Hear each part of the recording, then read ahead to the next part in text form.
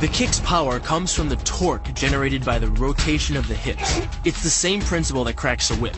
Turning the hips just a few degrees forces the foot to travel a much greater distance and creates a lot of speed as it does. The longer the leg and quicker the rotation, the faster the kick.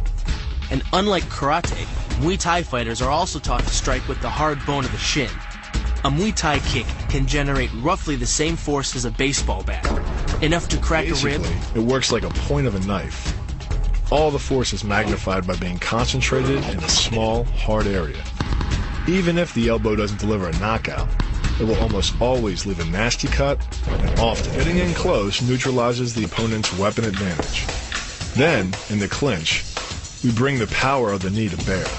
Unlike the kick, which relies on rotation to create power, the knee gets its power from leverage. Pulling our opponent down as we drive the knee up can deliver up to 2.5 tons of force, enough to lift a car. It's not the arms, but the legs that drive this.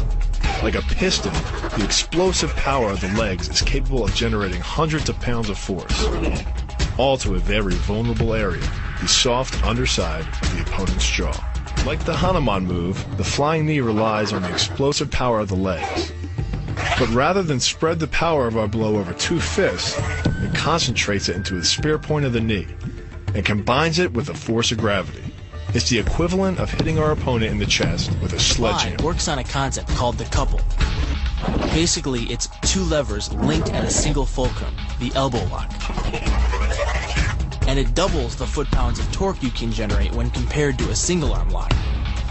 There's more than enough force to flip an opponent to the mat or dislocate his elbow. By using the twisting motion of the torso to drive the strike, the business end of the hardwood fighting stick can quickly accelerate to more than 25 miles per hour.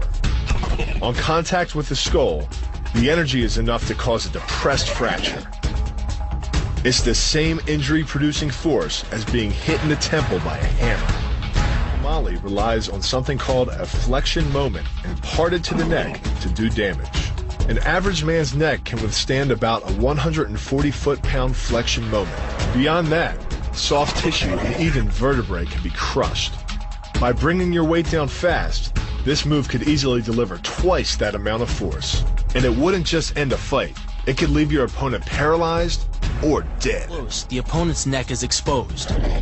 But because of the close range, the hand doesn't generate a huge amount of force. It's enough to stun, but probably not enough to cause severe injury. But replace the hand with a weapon, a stick or a knife, as you would in combat, and this could become a kill shot. The kick's power comes from the snap of the knee. The snap is created when the quadricep, the largest muscle in the body, contracts and pulls the tendon connecting to the foot over the knee. Using the knee as a pulley, the strength of the quad is enough to accelerate your foot to speeds close to 30 miles per hour. Because the area of impact is focused on a small part of the foot, it magnifies the force of the blow, making it capable of dropping 1,000 pounds of force on your head. It's like getting whacked in the head with a Louisville slugger. Works by taking the opponent's blow at an angle, which deflects the energy of the blow away from the vulnerable torso. The harder you block, the further his blow will be deflected, and the more open he'll be to a counter strike. Rotating your fist 180 degrees right before it strikes the intended target. The twisting snap of the arm maximizes the speed of the punch and magnifies the force of the blow by concentrating the impact on the first two knuckles of your hand. Done correctly, it can deliver as much energy as a bowling ball dropped from the top of a house, more than enough to cause soft tissue damage or break a rib. Because it swings through such a wide arc, the wrist is moving at speeds of up to 43 miles per hour. And since the radius doesn't deflect or compress nearly as much as a fist, it can deliver a staggering blow, like being hit with an axe handle. This roundhouse kick is designed for maximum impact. With the powerful muscles of the thigh yanking the tendon over the knee, the foot accelerates from 0 to 21 miles per hour in just 1/3 of a second. Combine that with the reinforced shoe, and this kick can drive the nose bone back up into the brain. It's aimed at the largest gland in the human body, the liver. A direct hit won't just bring an opponent down. It can rupture the gland, causing severe internal bleeding. But the liver is well protected by the rib cage, so the kick must be accurate to within half an inch. In this move, the forward propulsion of the hips, combined with the piston motion of the lower leg, can send well over 700 pounds of force directly through the rigid bone of the heel. This impact won't just knock an opponent down. The force is enough to permanently damage his kneecap, leading with the near arm. The first jab travels the shortest distance to the opponent, so what it lacks in force, it makes up for in speed. The second punch, utilizing both the twist of the shoulders and the forward momentum of the kick, can carry over 4 times as much impact. And just a few hundred pounds of force to the temple is enough to cause a knockout.